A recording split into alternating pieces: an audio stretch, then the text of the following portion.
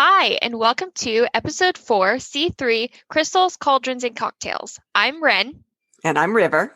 and this week we are going to talk about the Sabbath, starting with Beltane, since it's tomorrow. Yes. Now, Beltane has a lot of different pronunciations, but actually, I'd like to start with the wheel of the year. Wheel of Fortune! That's what I got in my head. And then at the end, we'll go into detail about Beltane, which I think we're going to do for every holiday as we come to it. So we'll just be generic on everything except Beltane in this episode. But as we get closer to each event that happens throughout the year, we'll go into detail about how to celebrate and that kind of thing. Mm-hmm. First, what are you drinking? I am not fun today. I have to go get my second COVID vaccine shot, so I can't drink anything, but I am having a Gatorade Zero. Ah, yeah, I'm traveling, so I am drinking. So I am, it's a little early-ish, so I'm having a mimosa because you can drink those anytime. Of course. Of course. So what is a Sabbath, which is what we're talking about, these festivals. Mm-hmm. So there is the Wheel of the Year, which is the annual cycle of all the seasonal festivals that generally coincide with solar events like solstices and equinoxes and the midpoints in between those. Mm-hmm. So among Wiccans, each festival is also referred to as a Sabbath, which I didn't know that until I did this research for this. I just knew the term Sabbath. Mm-hmm. But apparently it came from Gerald Gardner's claim that the term was passed down from the Middle Ages. And we talked about Gerald Gardner, I think, last week. Yes, we did. And the Anglo-Saxons celebrated the solstices and the equinoxes. The Celts did. And they have fire festivals, that kind of thing. So I've always been fascinated by this. So, we thought we'd go into it a little bit. Note also that in the Southern Hemisphere, these are shifted to match the seasons there. Okay. So I start with Samhain, which is October 31st, Halloween, because a lot of people consider this to be the old Celtic New Year. Mm-hmm. Some people call Imbolc the New Year, but I thought I would start with Samhain. Mm-hmm. And it is celebrated modernly with Halloween and the Day of the Dead. It involves paying respect to ancestors, family members, elders of the faith, friends, pets, and other loved ones who have died. Mm-hmm. In some rituals, the spirits of the departed are invited to attend festivities. And in some cultures, you're trying to keep the spirits away. They're dangerous. It's seen as a festival of darkness, which is balanced at the opposite point of the wheel to Beltane, which is what we're going to be celebrating tomorrow. And it is celebrated, Beltane is a celebration of light and fertility, whereas Samhain is the festival of darkness. On this holiday, it is said the veil between this world and the afterlife is supposed to be at one of its thinnest points of the whole year to make it easier to communicate with those that have left this world. So you might want to play with the Ouija board on Samhain. Nope. Nope. What else do you have about Samhain? And to not go into very much detail, because we will go into detail later in October. Mm-hmm. I do just have like the generic like colors that are associated with Samhain, as well as stones and herbs, which is pretty cool. So the colors are black, orange, which is very traditional Halloween. Makes sense. Mm-hmm. And then white and silver. Okay. The stones are obsidian, jet, and hematite. And then the herbs are mugwort, catnip, belladonna, mandrake, and sage. A good many of those are poisons. That's interesting. Yes, Samhain is my favorite. Yeah, me too. I love it. All right, so then we go into Yule, which is generally between December 20th to the 23rd. It is midwinter, and it is a significant turning point in that yearly cycle. Stonehenge that we've all heard about, those align with the solstice, sunset, and sunrise, and are really important during these Sabbats that that witches can celebrate. Mm-hmm. There's a lot of feasting and gift giving that are common elements of the midwinter festivities, just like it's kind of been adopted into our modern day Christmas as a way of celebrating. A lot of the pagan feasting holidays became Christian holidays as well. Yes. Or somehow merged with Christian holidays. That's a whole nother topic in itself. But yeah. What else do you have about Yule? I think I'll just continuously say like the colors and the stones and herbs that correlate with each holiday. Okay. So for Yule, the colors are red, green, which is pretty close, yeah. And then gold and silver, which is still really traditional. The stones are ruby, garnet, emerald, and diamond. Okay. And then the herbs are mistletoe, holly, milk thistle, evergreen, and bayberry. Perfectly makes sense. Yep. Imbolc is what I have next, and that's February 1st. It traditionally marks those first stirrings of spring. It's a time for purification, spring cleaning. You're anticipating the flush of life that's about to come. It is dedicated to the goddess Brigid, who is the daughter of the Dagda and one of the Tuatha De Danann in one of the stories, which the Tuatha De Danann, and I totally may be saying this wrong, are the fairies. Fairies. What are the colors and stuff of Imbolc? So the colors are white, pink, red, and yellow. Okay. The stones are amethyst, bloodstone, and garnet. Okay. And the herbs are angelica, basil, bay laurel, and tansy. And then Ostera, which is the last holiday we just had, it is the spring equinox, and it generally falls between March 19th and the 22nd. And this holiday is the second of the 3 spring celebrations. It's the midpoint between Imbolc and Beltane, during which the light and darkness are again in balance, with light on the rise. And it is a time of abundant fertility of the earth. That's pretty nice. Yeah, we just celebrated that our first time. I did this year, and I'm really excited because, I don't know, I just felt so festive, and it's just like starting of like the new holidays and what like traditions go with what I'm starting to study and learning about it, and then actually doing some of the traditions is really fun. It is fun. I'm really excited about tomorrow. But the colors for Ostera are green and yellow. The stones are jasper and emerald. And then the herbs are early spring flowers just in general. Like daffodils and tulips. Daffodils are my favorite. I am a sunflower person. You sure are. Yeah. Okay. Beltane, which right now I'm just going to talk a little bit about because we're going to go into detail after I get through the rest of them. It is May Day. It's traditionally the first day of summer in Ireland. The celebrations appeared in pre-Christian times with the festival of Flora, who is the goddess of flowers. You have maypole dancing and the crowning of the May Queen. This is a festival that recognizes the power of life in its fullness. Yeah, there's nothing but joy is what my book says, which is really exciting. The colors are blue, green, and purple, which are very summery colors. Stones are amethyst, sapphire, and then the herbs are chamomile, Jesus. Wormwood and lavender. Okay. All right. Litha is midsummer, generally between June 19th and June 23rd. It is one of the 4 solar holidays and is considered the turning point at which summer reaches its height and the sun shines its longest.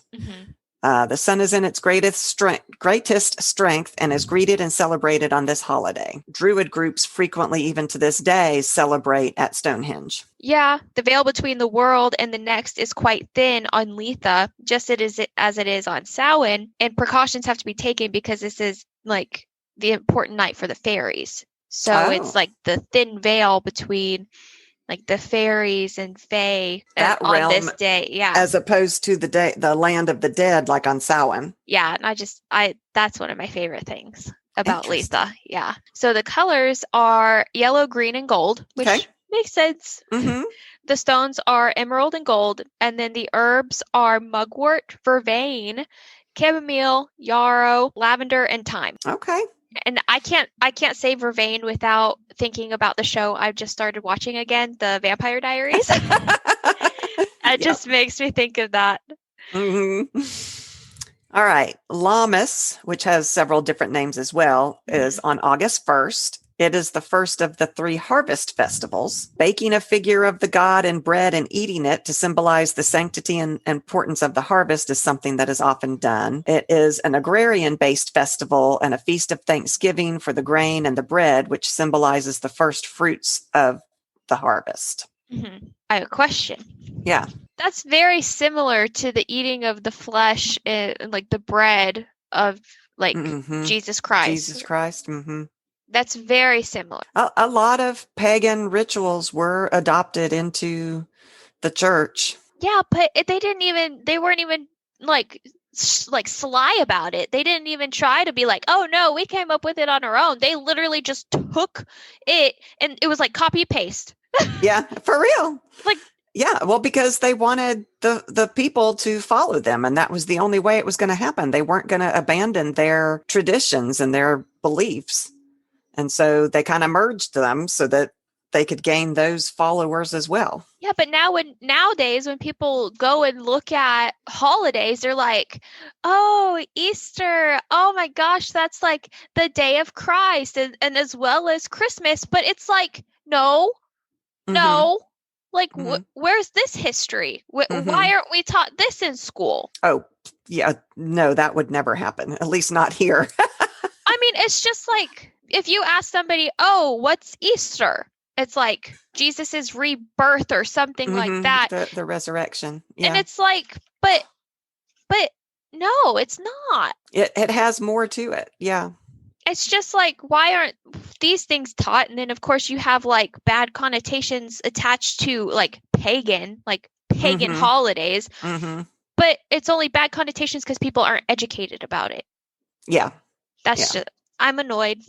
I know, I right? mean, I knew this, but I know the holidays, but rereading that and you saying that, it like clicked in my head for a second. I was like, wait a minute. Hypocrites. They're all hypocrites. I think so. I think the colors are orange, yellow, brown, and green. Okay.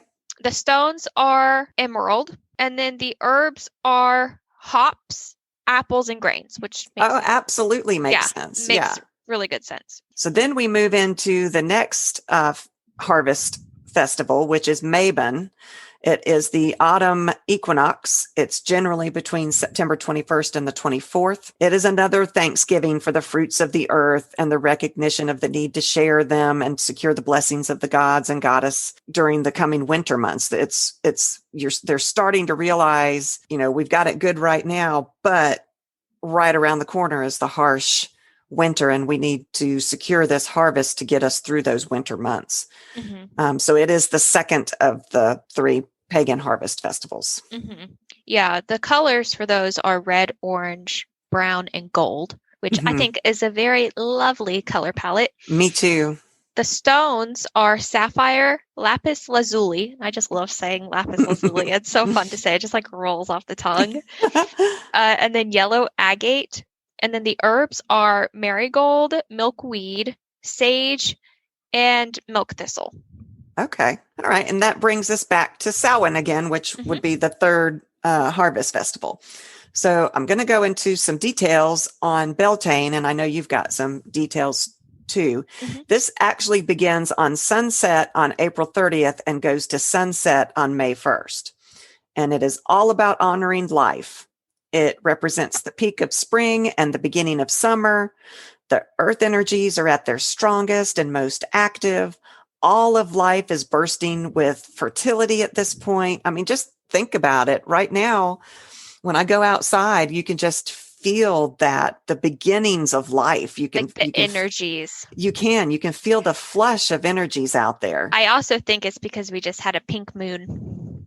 could be the pink moon. I was going to do a post with the pink moon. I tried to take a picture and I don't have that skill. Mm-hmm. So at some point I will learn how to take pictures so I could take some pictures of the full moons. Mm-hmm. It was gorgeous. I was beautiful. Able to go out and look at it, and it was beautiful. Yeah. Also, this time of year is all about fertility in general. It's, the earth is becoming ripe and ready to plant. The animals are becoming ripe and ready to become impregnated. And it's a time of conception among the people too. It's a very strong time to be fertile. And it is a very sexual time period. The Beltane is. It's on all levels. Sexuality and fertility is the central theme of this holiday. Yeah. You've got sensuality, passion, vitality, joy. It's all about conception. It is a time, not just sexual conception, like to have babies, but to grow ideas and hopes and dreams. It's that kind of conception as well. It's the impregnation of ideas as well. Yeah. It is a fire festival, which I love fire. The word Beltane originates from the Celtic god Bel, meaning the bright one, and the Gaelic word Tane, meaning fire. So together they make bright fire or goodly fire. Mm-hmm. Traditionally, bonfires were lit to honor the sun. So something that I think is interesting is that people used to jump the fire to purify, cleanse, and bring fertility. So you would have young couples who wanted to get pregnant, jumping fires, pledging themselves to each other. It was a big time for hand fasting ceremonies. Cattle and other animals were driven through the smoke of a fire as protection from disease and to bring fertility. Sometimes they would have two fires and the animals were driven between the two fires. Both young and old, this is the coolest thing to me, both young and old went what they called a maying, A-M-A-Y-I-N-G, where couples go out into the woods and fields and make love, and they come back with armfuls of the first May or hawthorn blossoms to decorate their homes and barns. Huh. And this was the only time you could bring hawthorn into your home because it was considered unlucky otherwise. And so it was, they would go out and have sex in the woods with whoever and come back with this hawthorn and decorate their homes, which I think is just fascinating. I never knew that. That is really fascinating and intriguing to think about. And then I was trying to look for ways to celebrate because it's kind of hard for us today to go up to somebody in a bar and say, hey, let's go screw in the woods. Oh, sheesh. Well, and especially, we're married, so we have someone to do that with, but I don't know that we could convince either of our men to go out into the woods. No. But I got a lot of different ways to celebrate from the Goddess and Green Man website out of the UK. Mm-hmm. Excellent website. And they have Nana's Violet egg charm that you can make. Oh. And this is something that we can all make. So as a general rule of thumb, a brown egg for wishes, you wish on these egg charms, is better, but white, here in the United States, we can get brown eggs, but generally I've seen white eggs. I mean, you can see them both. Oh, you can get brown eggs at the grocery store. Yeah. So apparently the brown one is the one that people should use for the best wishes. Okay. And white wishes are for involving people and plants, while the brown ones are involving animals. Okay. Like healing a sick animal, you would use the brown egg, that kind of thing. Okay. So what you do is you use a needle and you poke a hole in both ends of the egg and you blow through the egg and the yolk and all of that comes outside. You hollow out the egg. How big is the hole? Like the size of a needle, like a sewing needle. Like a really tiny needle? It can be, yeah. Okay. And you can to blow it out, you can put a drinking straw on one end and blow. Oh, okay. And the gravity will pull it out the bottom. Mm-hmm. I used to do this when I was a kid.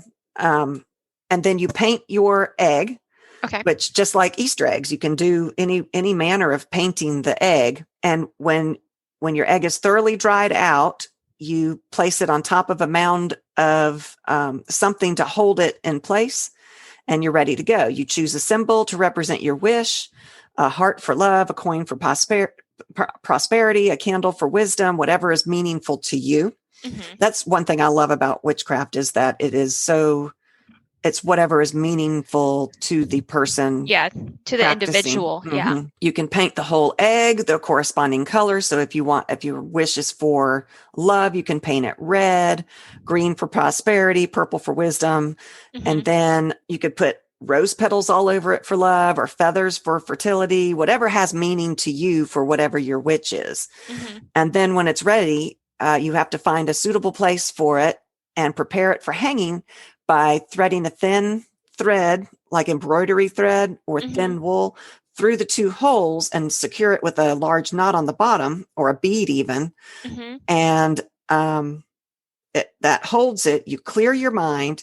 You focus on your desire for whatever it is you're wishing for. And they actually came up with a little charm that you can say. Okay. And it says, "Little charm made of shell, as I hang you here, may all be well. May all things grow. May all things flow. Blessings for the turning of the wheel." So interesting. I like that. And you use these words or any other words that you're comfortable with. Another thing that I love about witchcraft is, what works for one person isn't going to necessarily resonate with another. Mm-hmm. And it's all about your intention, of course. Mm-hmm. So this came from an enchantress from the website that I read from, and from her family traditions. I like the idea of the foods of the day. Feasting, to me, is a great way to celebrate these holidays. And Mm-hmm. for Beltane, I feel like it should be the fruits and vegetables that are coming out early spring. So like asparagus and strawberries and cabbage and, Mm-hmm. of course, eggs. Yes. That kind of thing. There is a bread recipe that was also posted. I'll put a link on our website so that you can go and look at the recipe. It's got flour, buttermilk, honey. It's got dried strawberries. It sounds fabulous. That sounds amazing. Yeah. Another way to celebrate is to stay out all night, gathering the green, watch the sunrise, have sex, wash your face with the morning dew. It's also a time to conceive a new project, grasp that idea, get started on it. Mm-hmm. You can dress your home or your altar with greenery, especially with hawthorn, rowan, and birch branches. Ask permission from the tree before you take anything. True. You can dress a tree.